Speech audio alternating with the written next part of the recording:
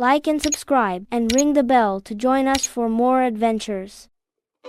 A wide frozen lake stretches across Timo's path. Thin cracks run across the surface.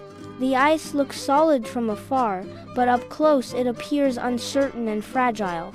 A new word becomes important in this moment: intrepid. Intrepid means fearless and brave. Turning back would mean losing valuable time and delaying his journey. Timo steps carefully onto the ice, steady and calm. He moves forward with controlled confidence.